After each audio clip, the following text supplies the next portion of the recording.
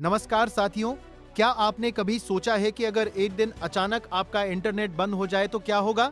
न व्हाट्सएप चलेगा, न यूट्यूब, न गूगल, यहाँ तक कि बैंकिंग, स्टॉक मार्केट, एयरलाइन और अस्पताल जैसी जरूरी सेवाएं भी ठप हो जाएंगी। अब जरा सोचिए, अगर ये सिर्फ आपके शहर में नहीं बल्कि पूरी दुनिया में हो जाए तो क्या सच में ऐसा संभव है कि किसी एक जगह से पूरी दुनिया का इंटरनेट प्रभावित किया जा सके? आज हम इसी बड़े सवाल को समझेंगे।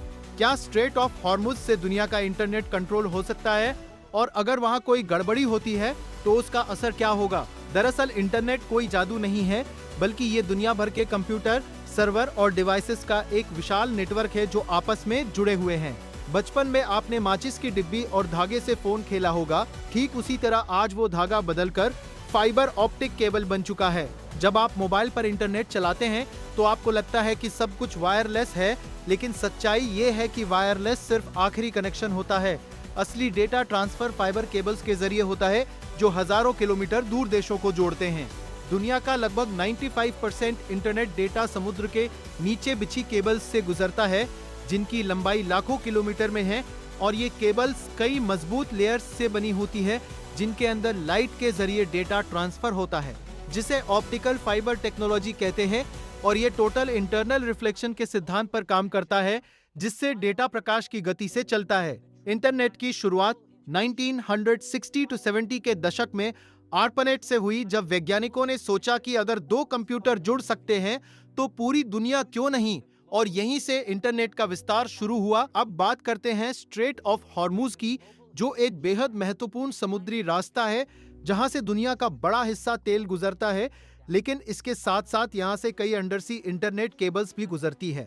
यानी अगर यहां कोई समस्या होती है तो सिर्फ तेल ही नहीं बल्कि इंटरनेट भी प्रभावित हो सकता है। अब सवाल उठता है कि क्या इंटरनेट काटा जा सकता है?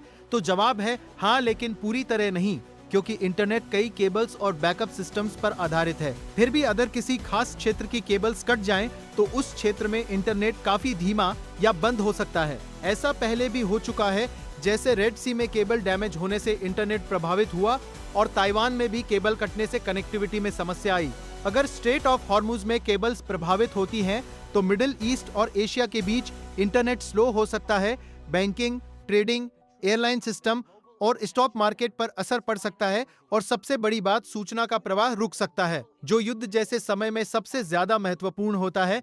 क्योंकि अगर आपको यही नहीं पता कि दुनिया में क्या हो रहा है, तो आप कोई भी सही निर्णय नहीं ले सकते। हालांकि कोई भी देश आधिकारिक रूप से ये नहीं कहता कि वो इंटरनेट काटेगा, लेकिन सीमित नुकसान संभव है, और इसी वजह से ये विषय चर्चा में है। इन केबल्स की सुरक्षा के लिए लगातार निगरानी होती है, रिपीटर्स लगाए जाते हैं, जहाज और डाइवर्स मरम्मत के लिए तैयार रहते हैं, और कई बैकअप रूट्स भी बनाए जाते हैं। लेकिन फिर भी 100% सुरक्षा संभव नहीं है। कुल मिलाकर इंटरनेट एक जटिल लेकिन मजबूत नेटवर्क है जो पूरी दुनिया को जोड़ता है। स्ट्रेट ऑफ हॉर्मुज इसका एक महत्वपूर्ण हिस्सा जरूर है, लेकिन पूरी दुनिया का इंटरनेट बंद होना लगभग असंभव है। इसलिए घबराने की जरूरत नहीं है, लेकिन जागरूक रहना जरूरी है, क्योंकि आज के समय में इंटरनेट हमारी अर्थव्यवस्था, सुरक्षा और भविष्य की रीढ़ बन चुका है। अगर आपको यह जानकारी उपयोगी लगी हो तो इसे अपने दोस्तों और परिवार के साथ जरूर शेयर करें, और ऐसे ही दमदार और आसान एक्सप्लेनेशन के लिए हमारे channel voice of the world को लाइक, शेयर और सब्सक्राइब करना बिल्कुल मत भूलिएगा। धन्यवाद साथियों।